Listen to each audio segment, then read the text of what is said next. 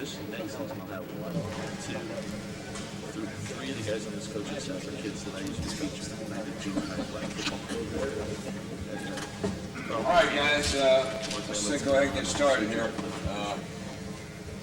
This morning we're going to talk about some offensive line techniques concerning pass protection. I don't care again what level you're at. This is one of the hardest things for offensive linemen to master, and I really think that not a disproportionate amount of time has to be spent, but you have to do the right. You have to have the right style of teaching. And what I'm saying is basically this: I've taught it different ways over the course of my 27 years of coaching. I've taught it different ways. And each one, I sincerely believe is the right method, the right way.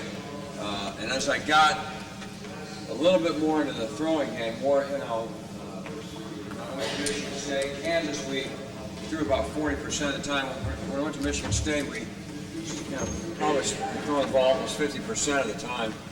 And I started really evaluating more what I was doing, how I was doing it, and that might have been responsible for helping me get a chance to go in the NFL and coach the offensive line. I don't know, because we did a nice job of pass protection, and I'm going to tell you part of the reason why. Part of the reason is I had a right tackle who's now playing for the New England Patriots, and a left tackle who's probably going to get drafted this year from Michigan State.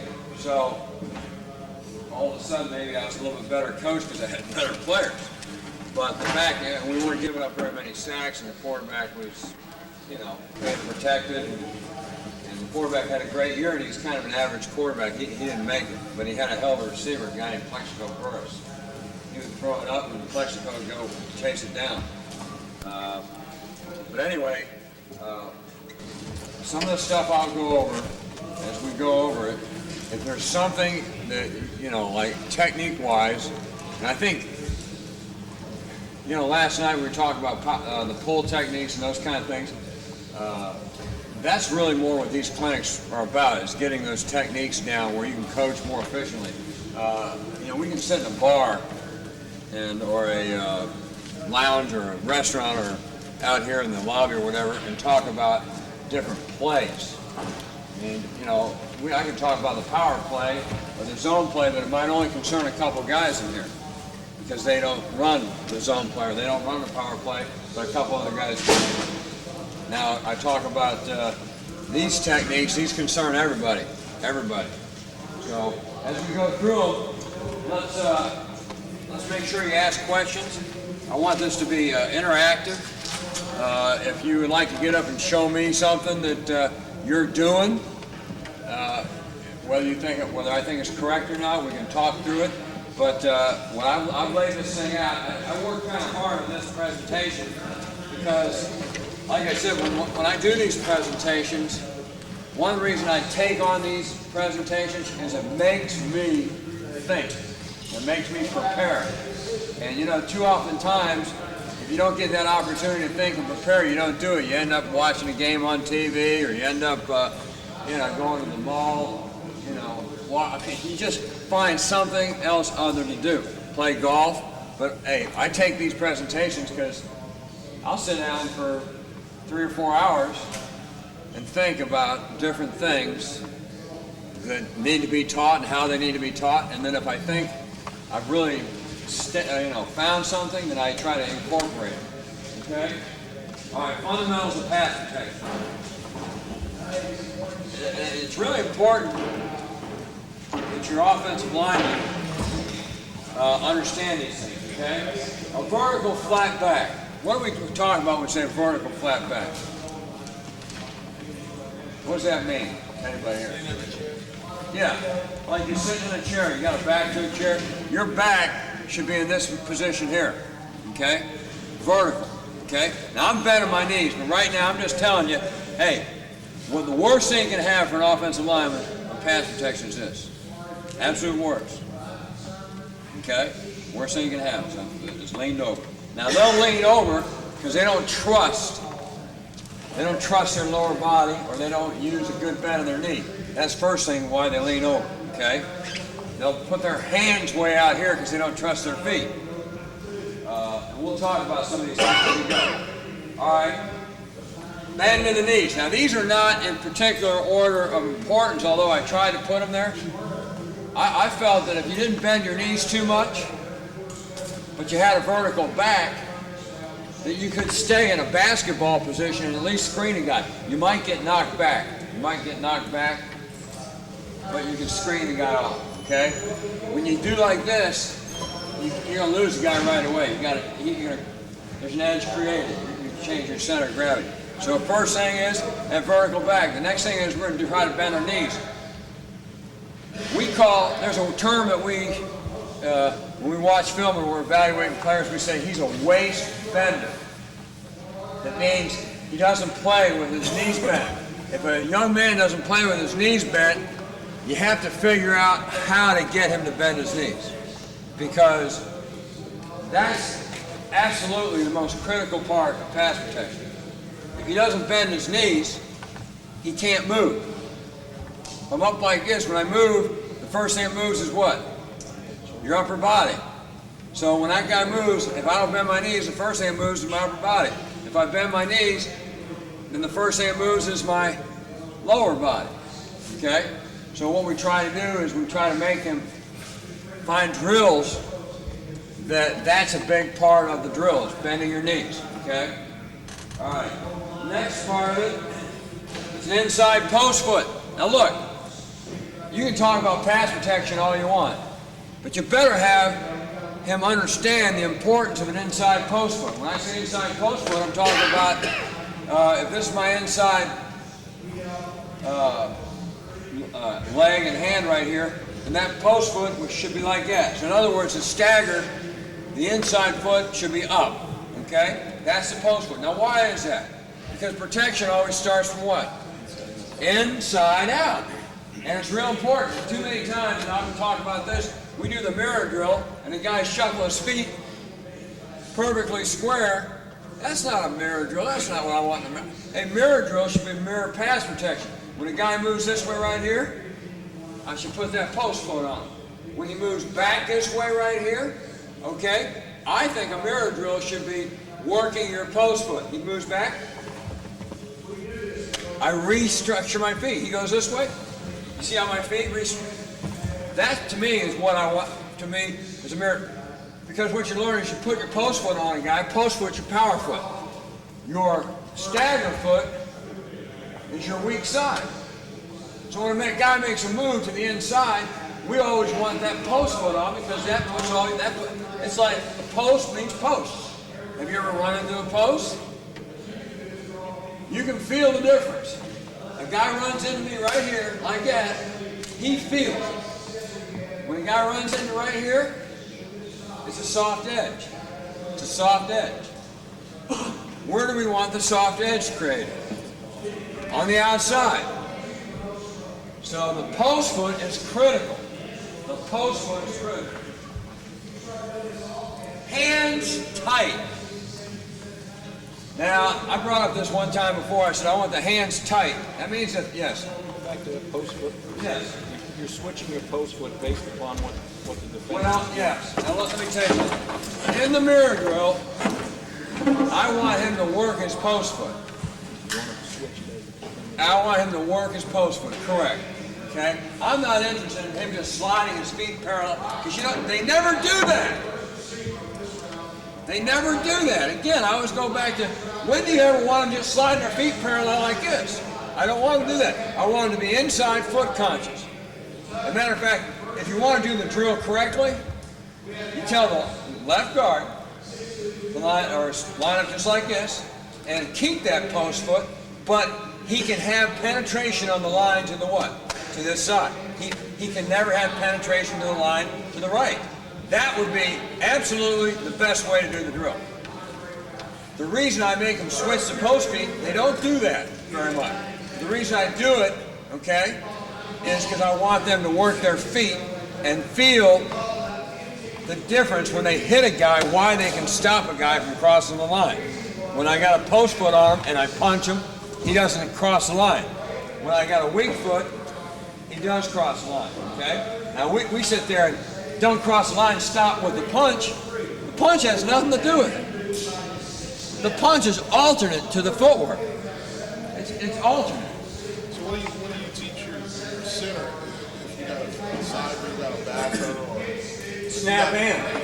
snap hand? Snap hand will be his weak side, yes. And yeah, so in other words, his snap hand, when he snaps that ball, okay? I'm going to tell you something. Here's something else I teach. He asked about the center position. I teach the centers to have a slight stagger. The reason I teach that is this. The center always plays with his feet parallel. The center, when he does that, will be one of the worst guys. Unless he's very athletic guy, he'll be one of the worst guys at false steps in the course of pass protection. In other words, he's got his feet parallel, and you got him checking the linebacker to the outside backer. You know, like a dual read. He'll go like this. He'll snap the ball, and because his feet are parallel, he'll take this foot here and drive it forward. That's what I call false step. Now, we don't want him to do that. He drives it forward, and then he gets out. He's now out about a half a second later than normal. Because there's a big difference between that and that. It's about that much. And that much can get you beat. Okay? Okay. So what I do is I teach them staggered slight. Very slight, and I tell them, hey, the snap hand is like your what? Your down hand. Okay? And I've had centers who like that idea so much, and because they're a center, depending upon what they're doing, they go like this. They'll switch the feet if they've got to pull this way or whatever, and it's only that much. Now, it's hard to see on film, detect that much, especially at the center position. But if you study the center, especially my centers, you might see some of them switch their feet around according to the play being run. And it's only about that much. Only about that much. But because they do it, is what they're doing is they're giving themselves a power foot and a lead foot. Okay? A power foot and a lead foot. When your feet are perfectly parallel, it's very natural to one foot becomes dominant. And if that dominant foot is the direction, is the opposite the direction you're going, you'll have no problem stepping. If the dominant foot is to the direction you're going, what'll end up happening is you'll end up stepping underneath yourself to get out, okay? Because you don't feel weight, you don't feel the weight, you don't feel the proper weight distribution. You understand what I'm saying? I know it's a very little thing, but it's important, okay? Before you go on to your hands, do you teach also the jump technique on basketball? Yes, but it's primarily for certain types of pass rushers. It's not something I say, hey, this is part of our natural progression. I look at a guy and I go, hey, he's too powerful, too strong, or he's got a hell of a double move, and I'm worried about my guy being athletic enough to handle it, and I say, all right, we're going to jump the guy. You know, we call it a sting. We call it a sting. Okay? Hands tight. All right, what about hands being tight? Okay? When you have your hands tight, okay, you're a better puncher. Hey, how many guys, now this is where we're going to equate to boxing a little bit, okay? I tell my guys, you get your hands out here, you're going to get what? You're going to get knocked out. You're going to get driven. You're going to get bounced into the ropes and kick, and you're going to get your butt kicked, okay? Now, you get your hands tight. Why? Because you can operate here, and you have to protect this. You see this area right there? Now, I'll give you a couple little things that really, I think, are very good tools that will help out. But this is what I call the target area. You got to protect your target, okay? Now, and I'll mention this right now because I use them. I have a target jersey. okay? And this target jersey is nothing more than a bullseye right here. I put it on the NFL players. These guys, that's bullshit. Why do I gotta wear this? I mean, I said, you know why? Because I make $200,000 a year and you make $4 million. This is my chance to feel good about myself. I make you wear a silly ass bullseye shirt, you make $4 million frickin' bucks. You look like, hey, you look stupid. That's about the approach I took with it, because they kept, why are we doing this? Why are we doing this? I said, hey, that's where football's played. That's your target. I'm gonna show you something. We use it for the run game and the pass game. And they kind of liked it, especially younger players after a while, because they thought what it is that made them think about how much that's true. Here's what you want to do. In the pass game, I want to what? Protect it. Don't let anybody into my target. Protect it. Keep your hands tight. Protect your target. Okay?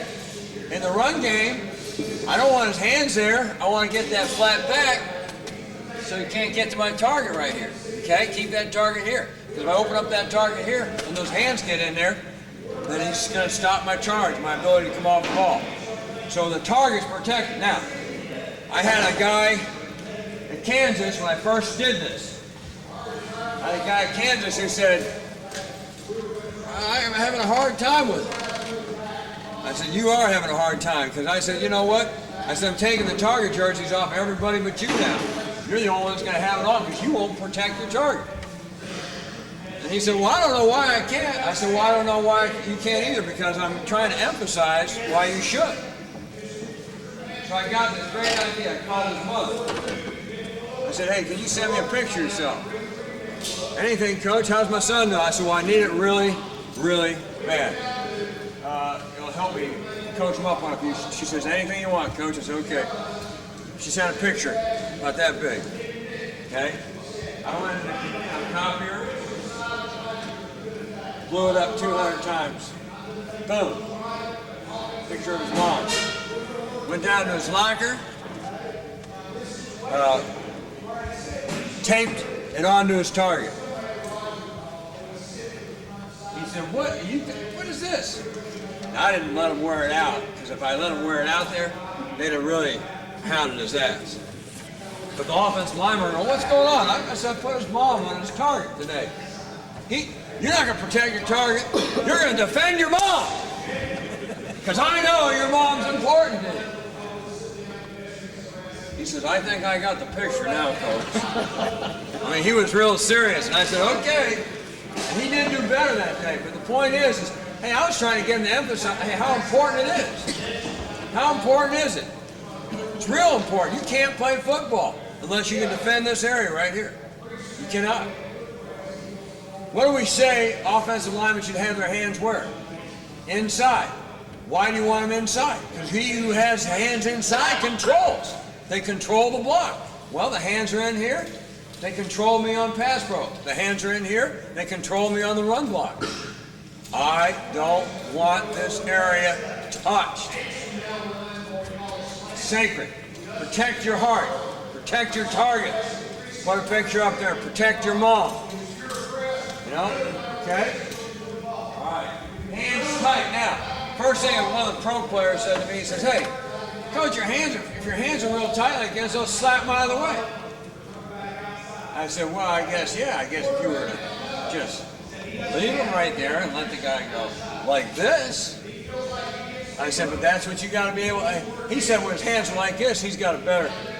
I said, well, you don't protect the passer very good anyway, so let's try it my way, okay? All right? So he puts his hands tight like this, all right?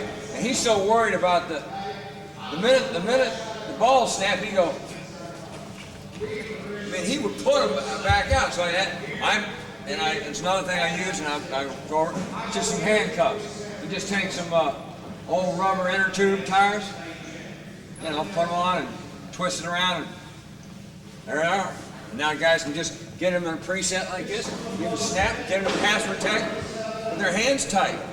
Just something to work on, the idea. They're going to be doing exactly what they do in the game. This is just something to force them to do what? Keep their hands together.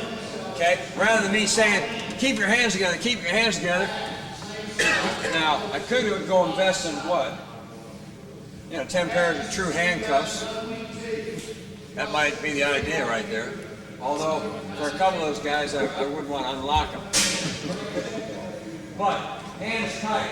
Why? Because we want to protect that target area, okay? All right, eyes on target, okay? You have to have your eyes on the target, okay? Now, what's the target? What's the target? Yeah, the middle of his chest. Now, I tell him this. Hey, his target is what you're trying to protect. If you watch his target, you'll make a lot less mistakes. That's hard for some of these guys. Some of these guys, it's kind of like playing golf, okay? You tell a guy to keep his head down and watch the ball, and he takes those nice practice swings, and I'm just as guilty as anybody. There's no finer looking golf swing, guy keep his head down than you have ever seen on the driving range shortly before my game. Smooth swing, don't care about the distance, hit it, go, wow, look, I'm going to play good today.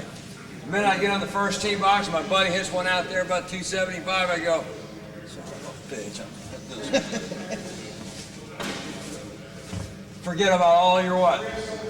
Discipline, all your technique, all the things that make it work, okay? And we're all guilty of it. We're all looking for little tools, to help us, okay? This guy told me one time, he said, I bet if I tied a fish line around your neck and put a snag hook on your balls, you'd keep your head down, because you wouldn't do that. You'd keep that head down. And so I said, well, yeah, that would be a good teaching aid. I don't know how many people would buy it, but it would work. Okay, eyes on target, all right? Leverage to the quarterback. Let me tell you something. Hey, every time I talk, you'll hear the word leverage. Why? Because you cannot play this game without it. If you don't use the term leverage, you're wrong. It goes for everything you do, too. Getting in a car, getting out of a car. Eating dinner, getting underneath the string beans the right way. You use leverage on everything you do. Making love, leverage. You got me? Everything you do is leverage. Somehow you're using leverage, okay? You're creating a position of power, either getting in, getting out, lifting, whatever, okay? You're creating a position of power. Leverage to the quarterback is vital. All players must understand where the launch point is. You must understand where the launch point is.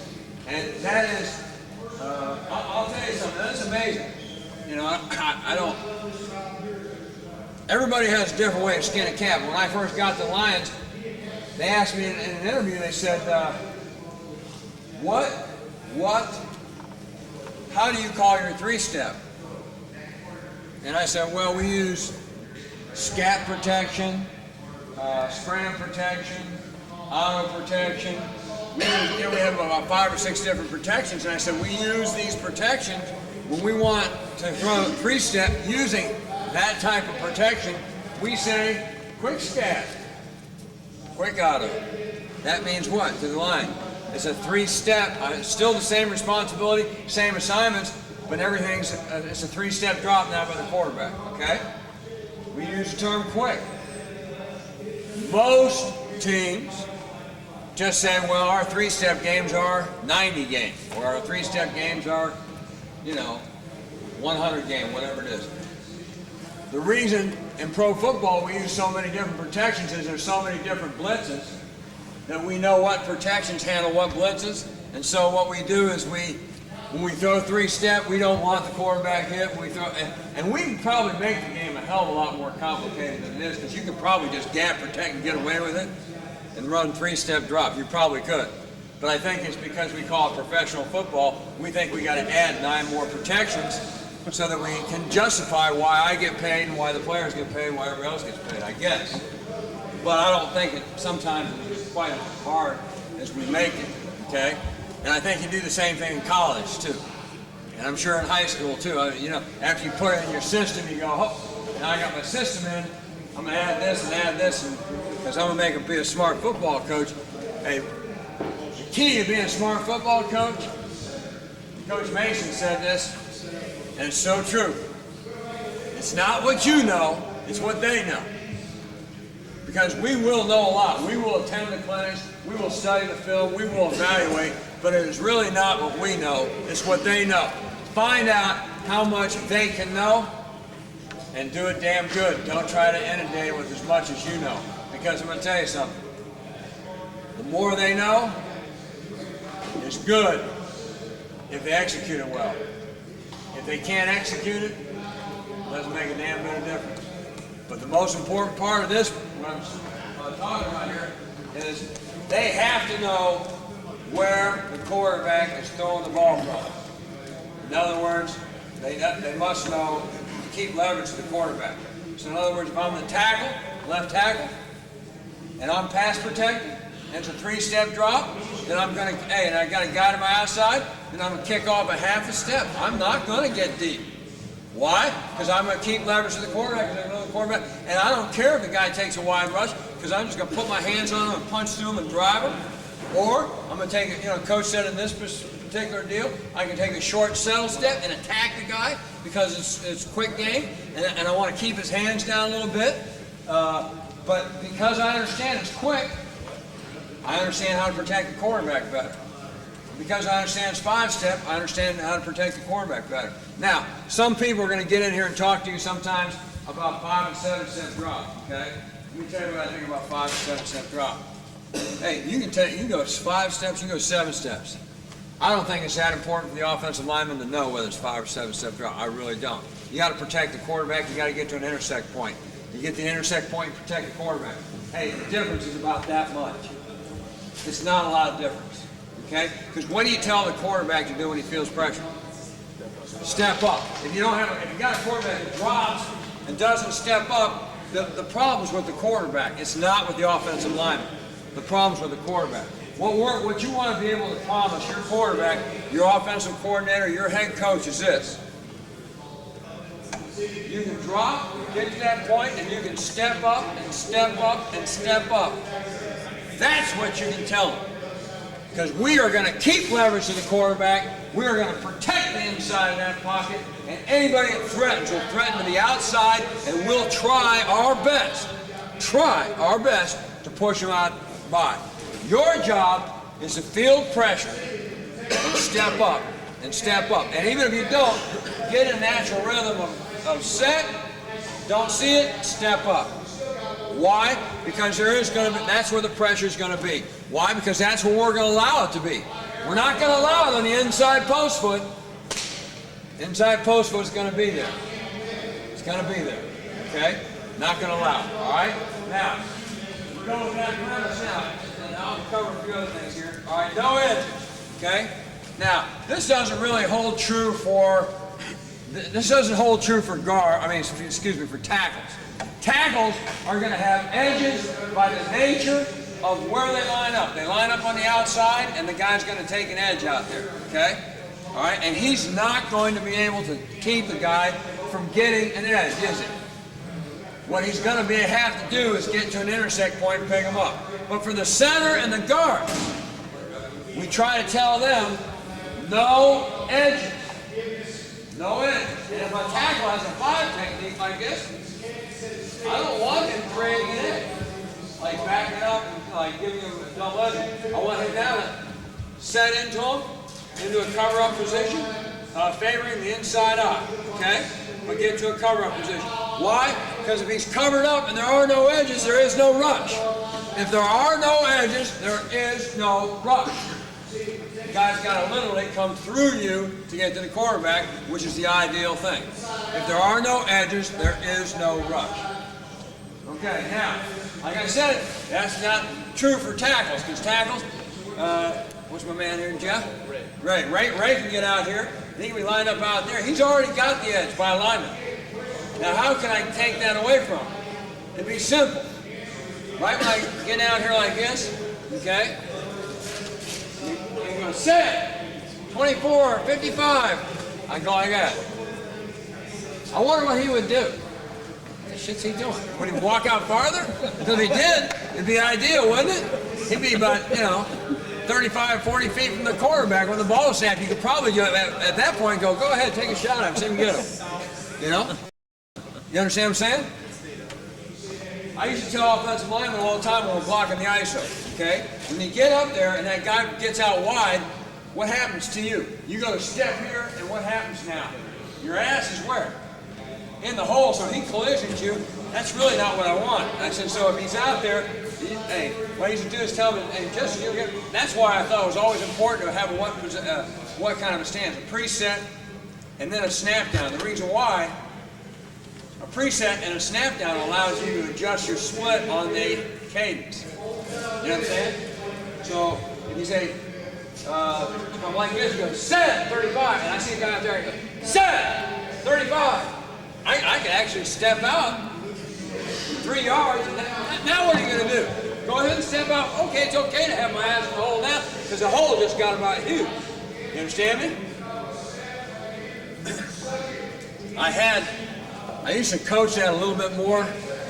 Coach Mason used to say, that looks ridiculous sometimes because of tackle. But you know what? Some tackles can do it, and other tackles are afraid. The ones who are very confident in their game, it's amazing. I used to have a guy line up like that. And they go, sit! A 6-foot split or 7-foot split.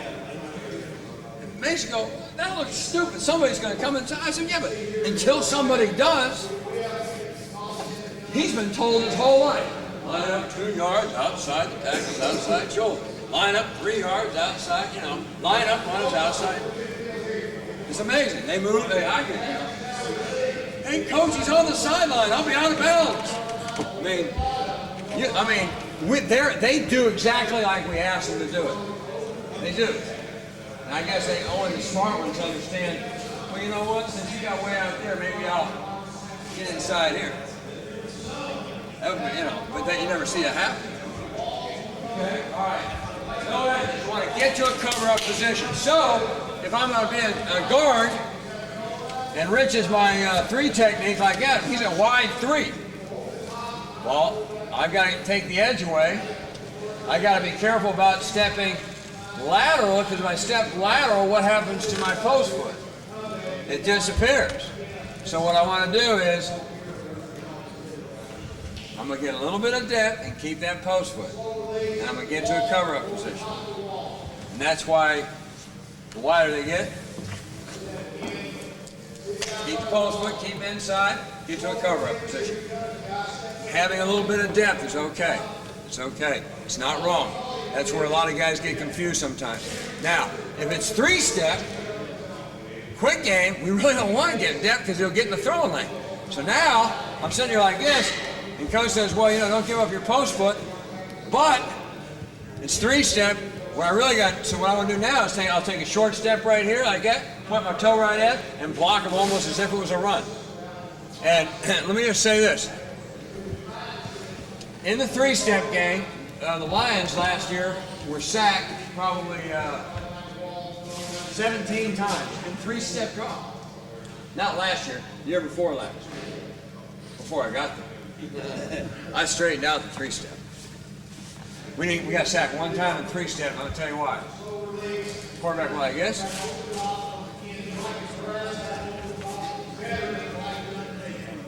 And he got sacked. Double pumped it twice to the left, and then turned to his right, and he got sacked. And my guys attacked the guys, and one guy let a guy, you know, get off of it. He sacked the quarterback. Okay? You say you don't like that.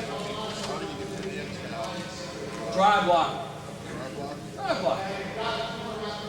I don't ever see guys get their hands up when you ISO block, you know what I mean? Not that what they do is they try to read the quarterback, but when you engage him, physically engage him, that's the last thing they're thinking about. They're thinking about a guy getting driven, not trying to get their hands up. If you get pressure, here's when a guy gets his hands up. He's running, there's no pressure right there, and he jumps up right here. If you were driving him like this, or putting your hands and giving pressure in his chest, I don't ever see a guy think, oh, you know, I think I'll get my hands up right now. I mean, that'd be like giving in to submission. Because the next thing it would hit would be your back of your head. You're still doing that with a vertical back? With a drive block? No.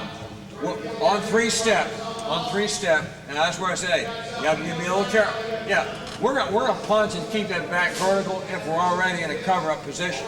So in other words, this guy's right here, and let's say I'm the left guard, like this, okay? All right. Well, I might just go, boom, and take him right now. Just a little quick step into him, take him right now, and stay on the line of scrimmage, okay? Keep that vertical back.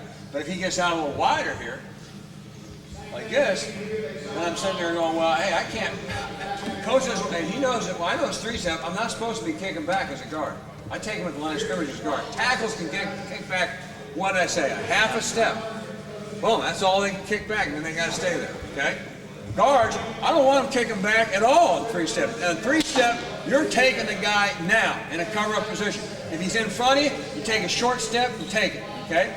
If he's got a little width on you, then you take a short step at him, and you drop, and you go block the guy just like a run, okay? You attack him a little bit more like run. Now, that's if it's a man-type protection, because you got to remember, there's also a 3-step, what kind of protection? Gap protection, okay? 3-step gap, well, I can't really leave my gap, can I?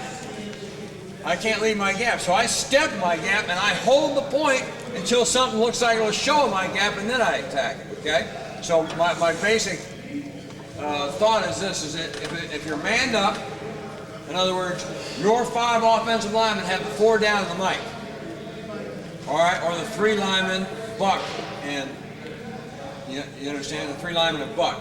In that case, you're manned up, then you got to attack who you're supposed to attack. If it's gap protection, then we're all going to step and hold points on our gap protection. Step and hold the points. Now let me just say, I know everybody's got gap protection. All right? I feel like I coach this gap protection better than anybody because I love gap protection because, hey, to me, there's no excuse for anybody ever to get beat on gap protection. And here's what I always tell people on gap protection. Whether it's 3-step or 5-step, if you use gap protection, it's this. 1-step stop, write this down because this is going to help your linemen really do gap protection a lot better. You need to repeat this. 1-step stop, hold point to pressure. 1-step stop, hold point to pressure, okay? So in other words, if I'm standing here, okay,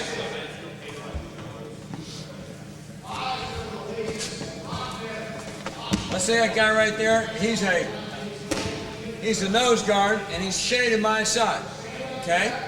And I'm the left guard, all right? And my gap is the B gap. That's the center's gap right here, okay? Here's the biggest mistake made in gap protection. They step, they see a guy, not coming in their gap, but he's there, he's out there just a little bit, and they drift to him, and this is where the quarterback is, right there, that lane. He's sitting back here. So what we do is we 1-step stop, hold the point right there. I'm going to hold this point, and I'm going to watch for pressure. I will not leave this area until pressure shows. Pressure shows, I'll step off. Because once this center steps and he puts his hands on this guy right here, okay? He's got his hands on him. Once the guard goes, this guy is a beautiful person now. He goes, hey coach, they're doubling me. No way I can get there. You're not doubling them. You're just holding the point looking out here. You're not technically double teaming them. You just hold this point. We're sealing this point. I got my post foot right there. Boom. I'm looking here. All right? 1-step, stop, hold the point to pressure. First. All right? Second, keep your eyes in your gap. Period. If you don't maintain your eyes in your gap, you will break the discipline and the integrity of the protection. You can practice this on air. 1-step stop, eyes in my gap. 1-step stop, eyes in my gap. All right, let's go the other way. Let's go 93 protection. 1-step stop, eyes in my gap. If I've got pressure in my gap, then I'll take it. I don't need to stop. If I don't have pressure in my gap, then 1-step stop, hold the point to pressure. If I've got pressure in my gap, 1-step, take the pressure, I can take the pressure as long as I have to, okay? And I can drift away, okay? One step stop, hold the point of pressure. Second part of it is keep your eyes in your gap. You have no business, if I'm gap protection this way, like this, turning my eyes back this way. None. Zero. If I see one guy's helmet go like this, I give him a minus. That's another thing a $4 million guy hates. He gets a minus. Oh, I did the job. I said, but your eyes are not where I want them.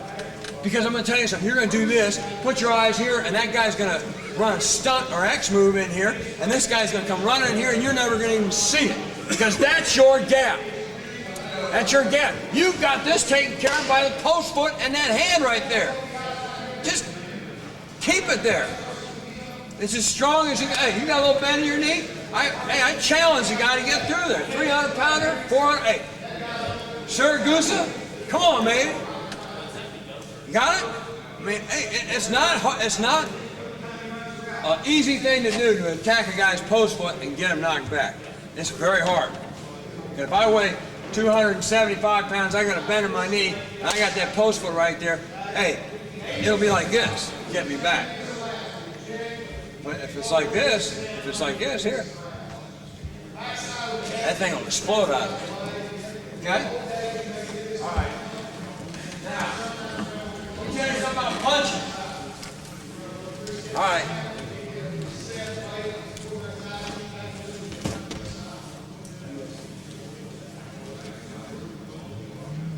Come on, man. Charge me. Yeah. All right. He's a pass rusher. Okay? He's going to rush me. All right, you're all right, ready to rush. Punt, step back, punt, step back, punt, step back, punt, step back. You guys see that drill? Huh? All right, I've been coaching 27 years. I've yet to see that executed. Not once. Everybody seen a guy punch, step back, punch, step back. I've seen him punch, lock him up. I've seen him punch, fall back and lock up. Hey, there's no double punch. It's either punch and lock or punch, settle and lock. There ain't no, and you know what? If you try to get in all this, hey, I'm a, get this, that don't work. It don't work. Doesn't work, okay? First of all, I don't want to be giving a whole lot of ground anyway. If the guy's over the top of me, I want to punch and lock him. I want to punch and lock him, okay? When I say punch and lock, I want to set, punch, I want to get something going in my carry. I want to grab a little piece of his cloth, jersey, whatever, and I want to lock him up. I don't want to reload, give him a chance to maybe step and not half a step in there, and me step back again, and I don't want to do that. I want to keep him on the line of scrimmage if I can keep him on the line of scrimmage. Okay? So when you do punch drills, I try to get guys, they just lined up right here like this, and they snap, boom, they punch and they fight them right from there. Hey, it's not drift back. Hey, get on them, work them from right from there. Okay? Now, where you'll see a good punch and reload is on stunts. That's when you can, when they run a stunt, a little X game. In other words, as I step to Rich here and I see him, he's making kind of a move towards the gap. He's not really rushing. They tell stunts. I mean, I used to try to tell you know when a guy's running a stunt. How many times you ever see the guy run this way? Just run through this gap, out that direction. He's trying to pick the tackle and get you to stretch out. I said, you know it's coming, so as you step, you see his the minute you see his shoulders turn slightly right here, as you step, you punch the shit up. Just punch the crap out of him right here. You know what you'll do? Hey, if I'm stepping this way and he's going out, when I punch him, I'll redirect him all the way outside the tackle. Punch and reload for the guy coming around, okay? Reload, okay? What about your intersect? Huh? What about the intersect point? A wide tackle, you got to rush in. Right. 5-7 or a 9 technique, quick tackle. You get to that intersection, like you try to punch it in, or you try to go ahead and lock up. I go based on what he goes. What's he doing? Is he going to try to speed rush me? Is he going to try to run over me? My reaction is based on your reaction. In other words, if I'm playing tennis and he hits the ball over there, I'm not going to use my overhead smash technique. I'm going to slide over here and use my forehand. If he hits the ball over here, I'm going to slide over here and use my backhand. If I get right here and I'm the tackle, and he rushes up the field and he's using a speed rush, I'm going to keep working for kicks, keep working for depth, and when he gets to my edge, I'm clamping both hands on him and taking him by. Okay? I kick, and I think he's using a speed rush, and then as I start to open up, he turns at me, I'm going to anchor and punch. Anchor and punch. Anchor. Anchor means drop. Drop anchor, and punch. Why? You don't want to be too high in a screen position. You know how they rush up the field like this? Boom. They're making you think speed rush, and then they come what? With the bull rush. Why do they do that? On the speed rush, you have a tendency to be what? A little high. Because you're kicking, and you're stretching, and you're pushing, and you take the knee bend out. So they get you a little high. Now, the quicker you can kick back, the easier it is. Because that's why a left tackle is so important in the NFL. Because if he can kick back quick, he never really has to come out of the what? The bend. I don't have to come out of the bend, and I'm right here.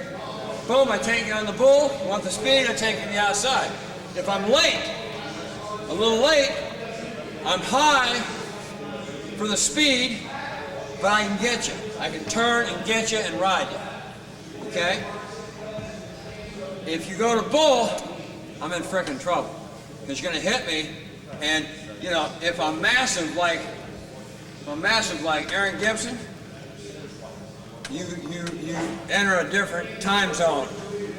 You end up hitting his target, and then you melt somewhere into this giant body. I mean, he's the most massive human being I've ever seen. Most amazing thing about this guy. He's 380 pounds. He can do a Chinese split. Take his hands, lay over, put his chest on the ground, his hands just like that. 380 pounds. He can lie on his back and do a kip up. 380 pounds. Somebody says, you think that guy's a good player? Yeah. But I'm going to tell you something. He'd be even better at 360. And he looks at you like, hey, I say, hey, you should be at 360. And he goes, hey, well, I played at 420 in Wisconsin. I'm going, nobody said that was legal. I'm sure you're a coach, and I can't believe he's playing at 420. Did he ever talk to you about weight? Every day. I said, well, hey. Then he got hurt. Now he thinks he fell on his shoulder. I think I mentioned this the other day. He's coming off the ball, and he, was standing this arm across like this, and ended up falling down and landing on his elbow, and comes off the field. I checked him out. Not going to play the rest of the year. I'm going, oh my God, I'm devastated. I had 5 offensive linemen in this 34 game, so I'm having a different lineup every game. And I'm thinking, I'm over there going, okay, now look, hey, don't get hurt. Because you know who goes in next? Me. Don't get hurt. I mean, it's panic time, okay? Well, hey, when you go through that, and now all of a sudden Aaron Gibson says, I'll tell you what, Coach, I need to be at 360. I said, boy, we got his attention now. If he gets himself down at 360, he could be one of the best players of all time. Because he's got great feet, great body and balance control for a big guy. And when he kicks back and he gets to that intersect point, it's discouraging. I told the guy, hey, we were just kidding around. You know how a guy rushes and rushes and rushes? In your pass rush drills, you got to rush 3 times in a row. And I was over there, I was playing like a quarterback, just going, he drops back. He said, he throws a touchdown pass. You know, I'm doing this, I guess. Because I said, we're having a little competition. I go, oh, he throws a touchdown pass. Oh, the guy who caught it throws it back to me, and I'm going to throw it again. Oh, hey. Excuse me, can I get a pizza? 30 minutes, no problem. I got Aaron Gibson over here. I would have fun with the defensive line, just kidding around. They get pissed, and it would get really kind of, and like the D-line coach Brian Baker would go, damn, this is getting fun out here. Well, we were making it fun, but Tracy Scroggins, our defensive end, came over to me and said, Coach, have you ever looked at it from that side? He said it's like running at the back of a Target store. You're not sure where it ends. When you look at it, it's like it just keeps on going. It doesn't look like it ever ends. He says, when they're a little thinner or something, it looks a little different. I said, So anyway, those big guys, if they got good feet, that's the best kind of guy you can get. Because they not only can get back to the intersect point, but just the mere presence of them being there like that, is very disruptive to the guy who wants to rush, because he doesn't really see an edge, so he's forced to go through. If you weigh 380 or 360, that's not real exciting. Labeled up. What I wanted them was to get, you can get a point for a free man hit. So you settle like this, you're a guard, there's nobody coming. The tackle looks like he might need a little help. You go over there and punch, get after the guy, or the center looks like he needs a little help. You just turn and boom. You get in there, or the center doesn't need any help at all. He's got the guy stopped, but you want to go over there and give him a good little rib shot. Hey, that's how the game's played. In other words, we want to make it as tough on you as possible, and when it can't get any tougher, we're going to make it a little tougher. In other words, hey, this guy's beat me. Now this guy's beat me. Hey, I didn't even get off this guy. Why are you coming over here? Hey, I want them to think that, hey, we're looking for you. We're looking for you. Hey, if we got a free guy, if you don't want us looking for you, you got to bring 5 guys. You got to bring 5. You don't want us looking for you. You bring 3, there's going to be 2 guys who are hunting. Okay? If you bring 4, there's going to be 1 guy hunting. Okay? So that's kind of the attitude we want to have. All right? Obviously, the finish. Too many times in pass protection, the thing that sacks a quarterback is the willingness or the effort of the defender to finish. The tenacity or the tenaciousness or the desire to finish. You must be a finisher. By being a finisher means, hey, I got this guy, I'm not going to let up, I'm going to push him as hard as I can till the whistle blows. I'm going to ride him as hard as I can till the whistle blows. I'm going to punch. I've seen guys do this a couple times, and it's embarrassing. It's absolutely embarrassing. Guy come in here, boom, punch the guy, and then, hey, he's punched him twice. And he thinks, now what? The ball, you've heard it.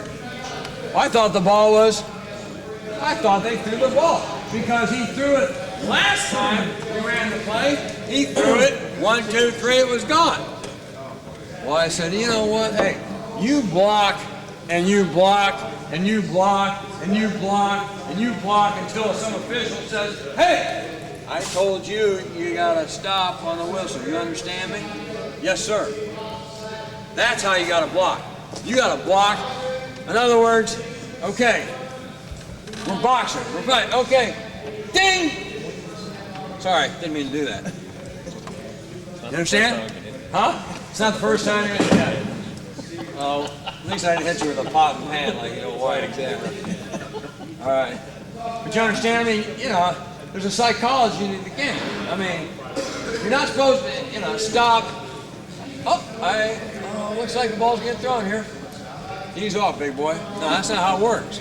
It's, hey, I've had defenders go like this, they see the ball being thrown like this, and they're looking like this, and my offensive guard go, boom! Just bury it. Now, the problem is there's certain guys that have that attitude, and certain guys that don't. the more guys that have that attitude will increase your opportunities to win, because what you do is you defeat your team, your opponent, psychologically, not just by physical execution, but you beat them psychologically. Okay? Hey, it's just like when a guy drives a guy 13 yards down the field, like we talked about yesterday. You get him 13 yards down the field, and he comes off of that. What happens? He gets back. Guys in the huddle going, "Were you a nickel guy now, or what?" I mean, no, I know you play defensive line, but like that's where our nickel safeties line up back here. Guys like to jab each other. What happened to you? What were you doing back here? Were you playing cover 3, deep third? They do that. They jab him, or they don't do it to him. They go, "Hey, you see Bob playing the deep third back here?" And he's pissed. And what normally happens too is the guy that gets driven. This is unbelievable. I've seen it about 2 or 3 times. I always love this. He gets driven like this. And I love being on the sideline when I see one of them, because you can really have fun with it. Because you can go, "Hey, I thought you were a linebacker. What are you doing back here? Goddamn it, you're 15 yards down the field. What the heck, you dropping on this? It was a run play, didn't you read it?" They get pissed. But here's one of the things they do. They go, you get driven like this, they throw you off, and they look at you like this. And then they walk back, and then they're looking around like, "I don't wonder if anybody saw me get knocked back that far." But they act like they're real tough. They finally, the whistle blows, and they go, and they get rid of you like this. And then they look at you like, "There, I showed you." And then all of a sudden they realize, "Man, I'm a long way from that line of scrimmage." Then they start looking around like, "Hey, did they see me?" So my point is that there's a psychological part of the game. Find work. Find work. Beat your opponent up mentally. Okay? All right. Just a little phrase I have. I tell guys all the time. You got to win the first 1.5 seconds of the rush. Win the first 1.5 seconds of the rush, and you what? What happens? You win the rush. Now, what does that basically mean? What's that basically mean? Huh? That means if you take a good set, get your hands up quick, and get into a contact position, cover up position in the first 1.5 seconds, he cannot get to the quarterback. He won't get to the quarterback in time to sack. He may force a little pressure every now and then, or maybe get a little hurry, but hey, if you win the first 1.5 seconds, you win the rush. So, what's the emphasis on? Proper set, proper set, proper set, proper set, proper set. If you take a proper set, you can win the first 1.5 seconds of the rush. If you don't take a proper set, you can lose the first 1.5 seconds of the rush. So a proper set is highly critical. In other words, you want to finish, you got to get started. You want to finish, you got to get started. Because if you don't get started, you can't finish. You can't finish. Okay? All right. Set and body posture are critical. They're absolutely critical. Got to talk to your offensive lineman all the time about that. All right, okay. All right, let's talk about the concepts of 3-step drop, okay, which we started talking about a little bit. All right, you want an aggressive short set, an aggressive short set. Now look, guys, there's all kinds of protections. Like I said, there's gap protection. There's a 6-man protection with the tight end. There's a 6-man protection with the back. There's a 7-man protection with the tight end in the back or 2 backs. There's an 8-man protection with the tight end and 2 backs. Okay? So there's an 8-man protection with 2 tight ends and 1 back. Okay? There's all different kinds of protections. You can gap protect, you can man protect, you can dual read, you can do all this stuff, but the fact of the matter is, when you do quick game, the most important part of quick game is it's an aggressive, on the line of scrimmage, anchor up immediately, short set, and attack him, okay? And attack him means get physical with the guy, because even if you lose the guy by being physical. Now, I'm going to tell you something that's very common in the NFL. 5-step drops, okay? Guy's short set. You said jump, somebody said jump over here. You jump, guys? Yeah. here's what happens. If you got a non-athletic tackle, okay, I'm not a very good athlete, okay? And you're Tracy Armstrong with the Dolphins. You got 16 sacks and looking for number 17 on this rush right here, okay? All right, I line up right here just like this. I'm going, whoa. He's already got 2 sacks for today, and it's only the 3rd play of the game. Something's got to change. So, well, how am I going to fix that? That's when we jump set them. Okay, well, there's a lot of, or quick set them, or short set them. And there's a lot of that being done in the NFL because this guy does not believe, or the line coach doesn't believe, that he can handle them with a kick step and way. So what they do is they slide out like this and jump right in front of them, right now. I mean, they just slide right in front of them right now. Here's the biggest problem with that. Extremely hard to pick up stunts. I mean, extremely. And the linemen, if you allow them to do it, they like it because they can get the guy right away, and now it's a big guy standing in front of this guy, and he can't get off the line of scrimmage, and he can't get his rush started, and so there's merit. There's merit to it. But you can't pick up stunts. It's not I think it's a kind of an advisable thing to use quick sets and jump sets, or however you want to call them. We call them stings. To use them on first down and maybe second down and medium. The reason why is it's a good changeup. It's a good changeup. 2, less chance of a stunt. Less chance of them running some kind of pass stunt on you. Okay. All right. So now you can, and plus it adds to the psychology of the game. You attack the guy, and it was a drop back. It was a drop back pass. You slid out there and jumped on right away, and it was a drop back pass, 5-step drop. So it's kind of confusing for him. But if you think you're going to line up and do that on 3rd down, and which I see teams try to do, which means this. Which means this exactly. They're willing to give up. They're saying the quarterback's going to get rid of the ball before he gets hit. Now, let me just tell you something too. You know how many quarterbacks go down in the NFL? It don't matter whether you're college, high school. Hey, they go down. If you let them get hit, they're going to go down, okay? Because they're really not built like linebackers or running backs. They have a tendency to be a little more slim, a little more frail looking, and so they're going to get some injuries. Now, how you help yourself on that is simply this, okay?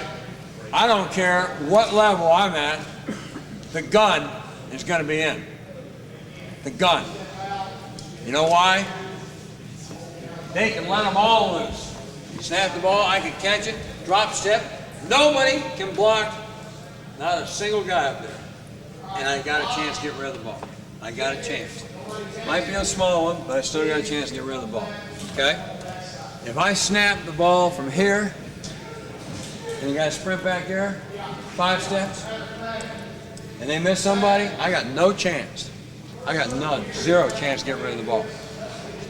That's why people who operate from the gun are usually your better pass teams, and you usually have better sack versus throws percentage, okay?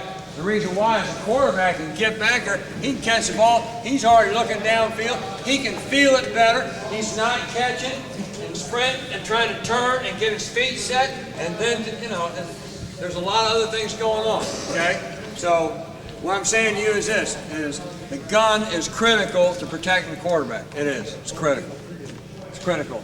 If I was going to try to protect the quarterback, I had a guy who's a great thrower, hey, there's 2 things I would do. I would use a gun, and I would use some form of dash where he's in the gun, he catches it, and then he takes off and rolls out, and you seal the inside, pull a guard, get the back loaded, and get him outside the perimeter. Why?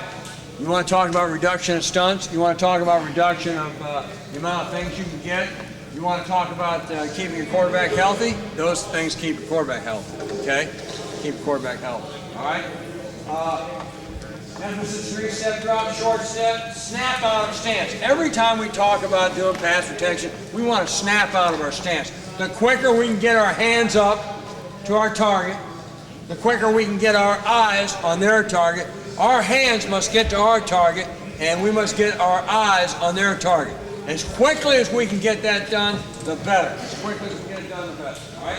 Yeah. Before you go any further, take that through from a run stance to quick stance. Well, let me tell you something. There's no such thing. There's no such thing as a run stance unless you're in the wishbone.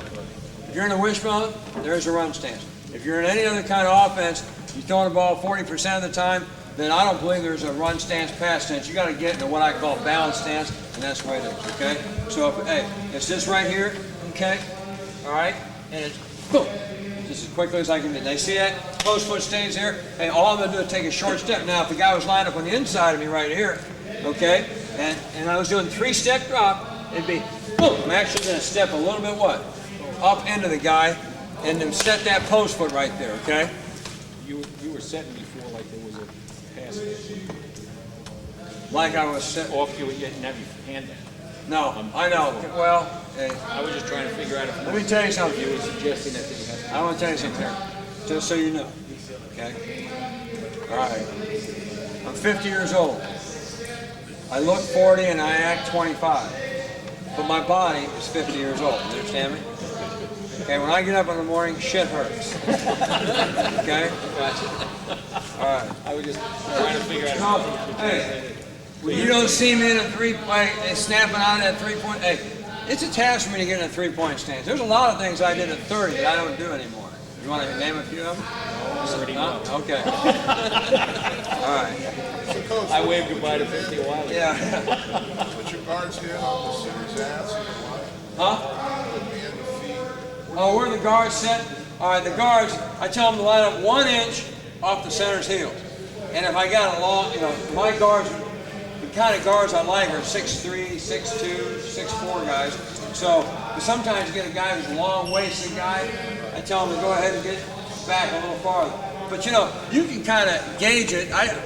When we first line up, sometimes I'm not sure exactly how I want them, but I do know I want their helmets into the belt buckle, and a lot of times the top of their shoulder pads into that belt buckle. Okay, I want to be deep but not too deep.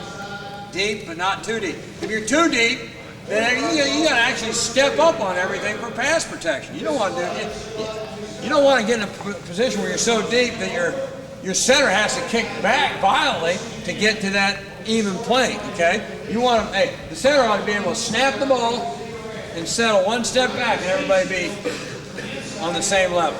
Okay, all right. So I basically say 1 inch off the center's heels is where my toe goes. Okay. Now here's one thing I've found. Hey, a lot of times your offensive linemen go ahead and they start their stagger. I see a lot of you guys and a lot of pro teams. Guys get lined up shitty. I'm talking about shitty now. Right tackle, and you know what? Let me just tell you something. I think it's important to look good. When you watch your film, you want to look good. You want to look good. You want the offensive line. Hey, wow, those guys are lined up good. I even tell them. I go, damn, you guys look like you're going to a foreman. Got all the accessories. You got your cummerbund, your bow tie. You're looking good. He's laughing. I said, what's so big deal whether we're, hey, it looks, you know what? When something looks good, you just got a good feeling that something what's going to happen. Something good's going to happen. Sometimes that helps create a attitude on your offensive line. Hey, shit, we look good. Well, hey, you got to get up there. And what I tell these guys, because all of them will get their presets like this. Now, they're already in a preset before they go down. They've already got their stagger foot. It's not the old, line up, feet parallel, and step back to your stagger. They all get up there and they, I set my toe like that. And I'm getting ready to go down here like this on the snap. And what happens is this guy, he lines up out here. And he puts his inside foot on your outside foot. So now all of a sudden our line's going like this because of the stagger. You got to put my inside foot has got to be on your inside foot. It's a little thing you got to coach, but you got to coach it up right away because some guys will get up there and they'll already take a pre-stagger, and it's confusing to the tackle when he's out there. He just looks at that foot and lines up. Next thing you got a line that looks like that. And that's not good. What you want to do is you want a line that looks like a line, not like an arrow, a line. Okay? What do you do with the post hand? Place it on the knee, on the side? You have a preference? Or do you care? Yeah, I got a preference. I got the elbow resting on the knee. Yep. The forearm resting on the knee. Hey, I don't, you know, Notre Dame did that, and everybody wanted to copy it one year. And then all of a sudden, you know, two guys do it in pros, and everybody's copying it. Hey, I have no idea why that hand's back here feeling. Hey, if you're feeling your own ass on national TV, hey, I don't know what this is, or this, or this. I mean, I'm not sure what all that is and why it was ever developed. No one's ever given me a good reason why people do that. Huh? They started the weapon. Yeah. That's why. I don't know. Yeah. It's amazing. I mean, there are certain things I've never been able to figure out. Okay? I mean, and I'll tell you, it's like Randall. Have you ever seen Randall McDaniel, his stance? I ain't never been able to figure that out. And you know what? This guy's been all pro, all pro, all pro, all pro. Now let me tell you something. Hey, I've seen him in about 7 games. Hey, he just looks like another guy to me. Now, they said, oh, he was much better back, but he just looks like a guy. That's all he is. Hey, I think he got in that stance because people started to watch what he did, and if he did a pretty decent job, hey, you know, look at Randall McDowell and that crazy. It's like his leg's broken. But I mean, I don't ever see him just knock people off the ball. He just steps off the ball and throws his hands out there and grabs it. And he gets called for a holding less than any guy I've ever seen. And he got both hands on the outside. And I'm going to tell you something. You do this. Watch him. He plays at Tampa Bay now. Watch him. Watch him. Just, yeah, I'm going to watch this guy this time. Watch him. You'll see. The first thing he'll do is throw his hands out just like this. Now, it must be because, hey, maybe back 10 years ago before I started watching him, he might have been a hell of a player, developed a hell of a reputation, because I've had a couple guys tell me that you know, he was a lot better way back when. But right now, he's just a guy. But he gets in a crazy stance, and it brings a lot of, see, sometimes here's what I think happens. Since we brought it up, where to put the hand, oh, wait, here's what I think happens. We're in a team game, and we got guys that still want to be what? Individuals. That's not the whole point of being a team. Being part of the team is being together. Being together is being strong. Being strong is winning. When we got guys that want to be different, hey, they need to play tennis, golf. They need to get out of a team game. Hey, do your own thing. This is a team game. And we lose sight of that too. You know, hey, I'm going to tell you, in the XFL, that's a great idea, really. Great idea. Get the cheerleaders on there as much as possible. He hate me, you know, is your deal. Hey, you know, that's a bunch of bullshit. Hey, we lost the idea of team. There's no camaraderie here. Everybody's on their own schedule, their own deal. Hey, what's in it for me? You know what? I hope it fails. I hope it fails miserably. Not because of opportunities for us coaches, because it's a shitty product. It's terrible. It's ridiculous. If they asked me to do, I would say no. The one thing I like about the NFL is team. You're going to dress the way you're supposed to. You're going to get. Hey, they get in trouble for trying to put all that shit on. They get fined. Now, people say the NFL is excessive because they get a lot of the rights to it, but I don't care. We look like a team when we go out there. There ain't one guy with "he hate me" or "I'm bad" on his jersey, or a big rag hanging out of his deal, or over there talking to the cheerleaders during the game. Come on. Team. Team. Team. Team. If they don't understand the concept, if you don't understand the concept, then you need to get out of this game. That's the whole point. Everything we do in life, whether it be your family, team, me, my wife, my daughter, my son, my dog, family, team. You defend your team, you fight for your team, you believe in your team, you care about your team. You go, hey, I work for Microsoft, team. They don't want to get broken up. Why? Because they feel dominant. They feel good. They're a team. They're a team. If I was a goddamn judge, I'd be saying, hey, I would, rather than break them up, I'd be saying, hey, you know what? Why don't some of you other guys get together and build your own team that's better than their team? My suggestion is, hey, Sun Microsystems, Cisco, and you three guys merge and kick Microsoft's ass. You know? I mean, let the team be a team. If a team can be dominant, hey, that promotes competition. I don't like, hey, when we're playing the Minnesota Vikings, I'm going, wow, yeah, it's unbelievable. These guys just make plays. I can't believe it. I buckled down. I telling our guys, we got to beat these guys. I mean, we can't let this team. I mean, by being a good team, you're telling the other teams, get ready to play. And that promotes the competition and it promotes your desire. Hey, is it more fun to beat a number 1 or a number 9? Huh? Is it more fun to kick your sister's ass or Muhammad Ali's ass? Huh? I mean, my point is that's where the joy of being on a team becomes. I was on a football team, my first coaching experience, 1973. Started the Sports Illustrated Jenks. Number 1 team in the country, Sports Illustrated, always got beat before the end of the year. And they said, hey, whoever the Sports Illustrated picks gets beat. Usually early. Well, hey, we're playing Texas. They got Roosevelt Leaks and all these guys, and we're just a bunch of hungry, want to do good guys. But we're playing them, and it's like 10-9 or something at halftime, and we're like going, hey, we can win.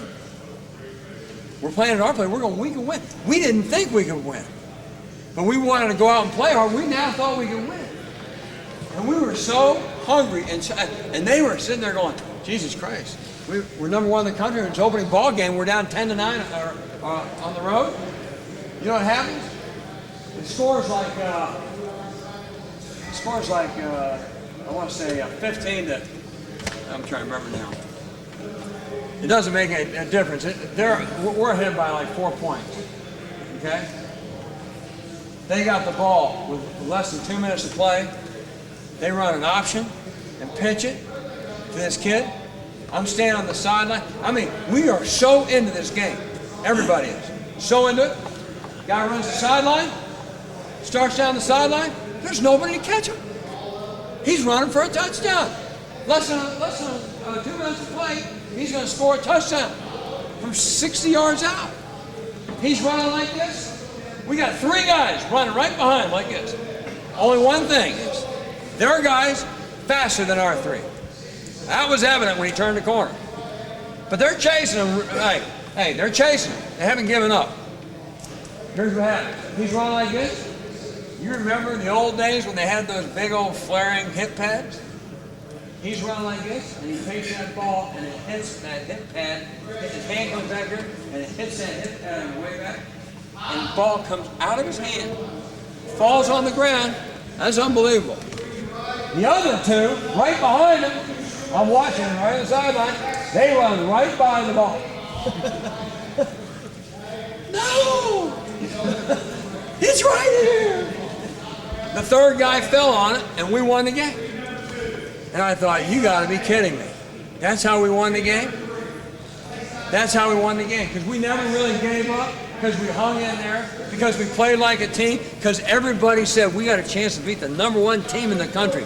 Let's do it. You know what I mean? It was the unification of a bunch of guys who maybe were never unified, never felt close, were just all of a sudden, in a matter of moments, was like this. You're not going to break the bond.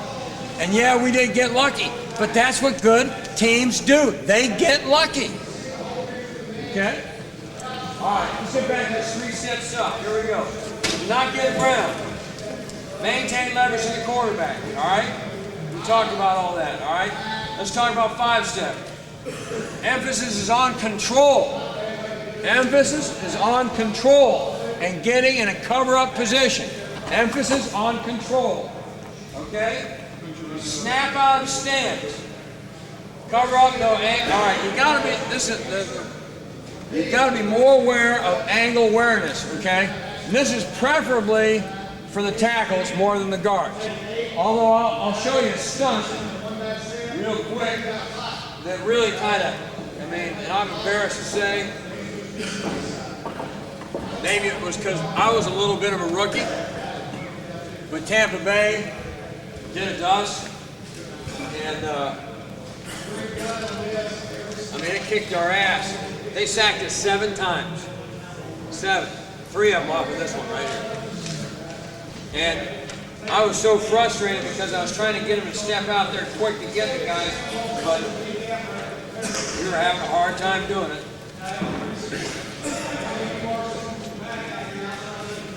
Okay, you defense. Hey, you guys who. Hey, now look. How many guys in this room?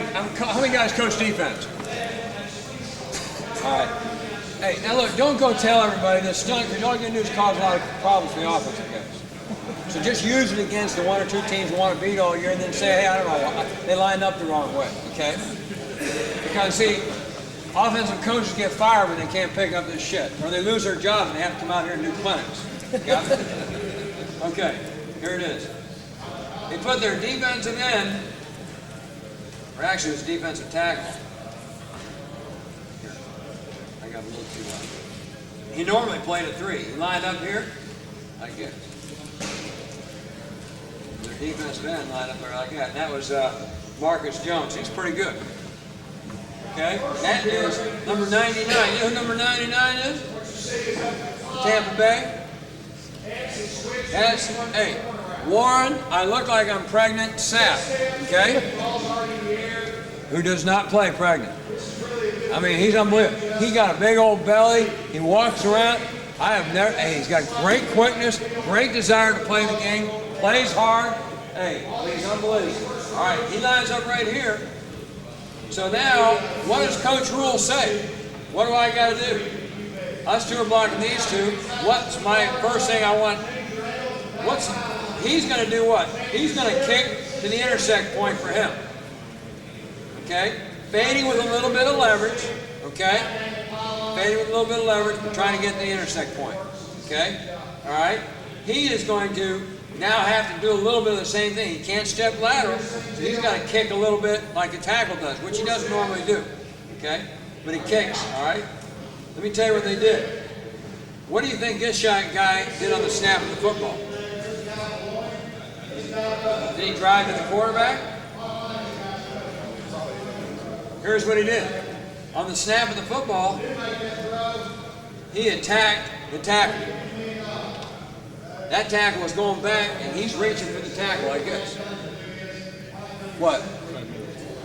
That's for the take to run out?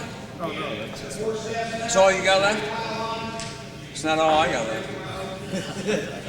All right, here we go.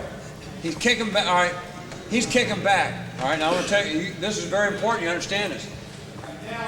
That tackle, as he's kicking back, why don't you stand up here, Randy? I'll show you what's going on. I'm looking at Ray out here.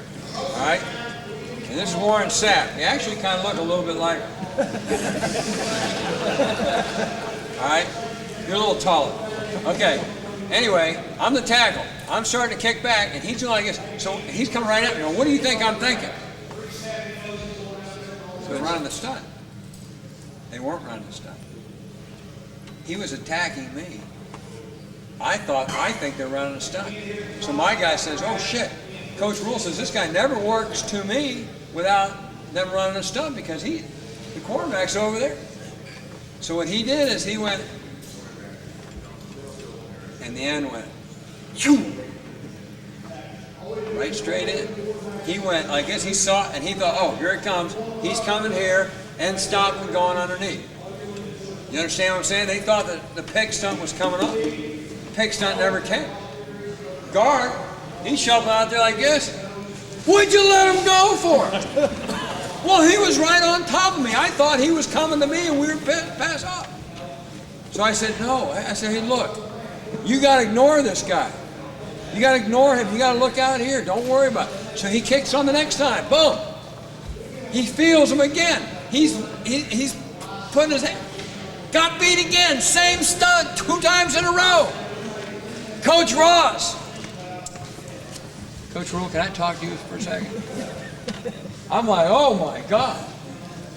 I'm going, hey. Well, first thing I said was, hey, Sly, Sylvester Cream, I said, hey, could we not run that protection anymore? I was like, I don't know what to tell these guys, because if I tell them, ignore it, kick deeper, and they run the stunt, we're going to get screwed. Because they do run the stunt quite a bit, but they weren't running it. So here was the answer. The next time we played them, and we kicked their ass, all right? We still got sacked a couple times, but it was not because of this. Here's what we did. He lined up out here. He made a diesel call. Diesel meant I got a big fat guy over me. Okay? I'll take him, and you take him. Why? Now they didn't stretch us, they didn't attack, they didn't make a guy think. Because I'm going to tell you something, if you're going back and a guy's coming into here, you're not sure. I mean, you've been trained so much. As you kick, here it comes, switch. You understand? A guy doesn't run to you unless they're what? Running the switch game. You see what I'm saying? All right, so now, go ahead and use it, but don't be using it against me. Because I got the diesel call. All right? When's he reading the stunt?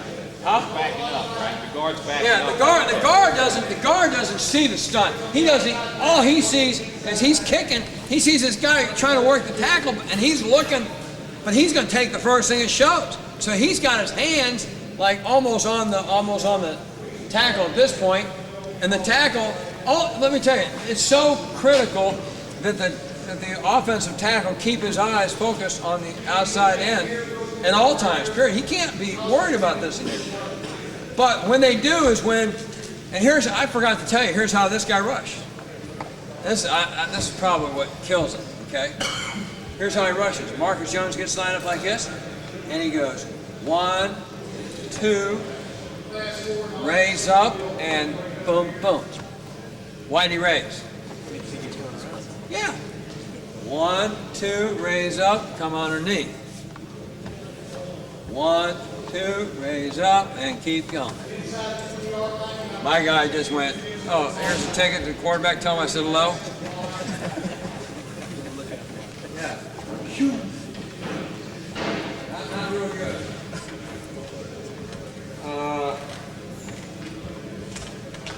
But the next time we play them, okay.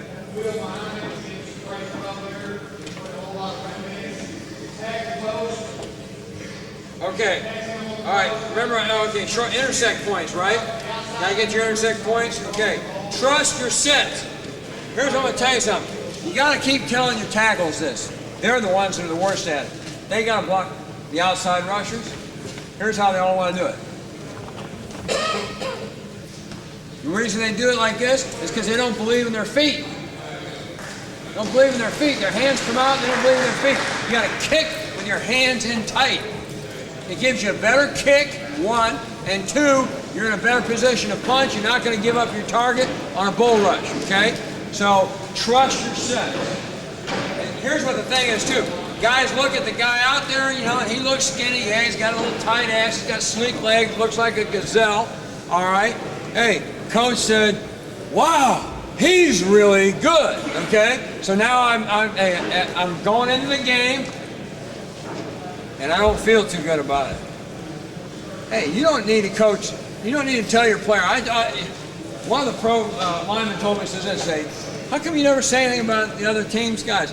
I said, "Look, I always tell you what kind of moves they make and what kind of rushes they do. I'm not here to praise them or tell you how good they are. I don't really give a.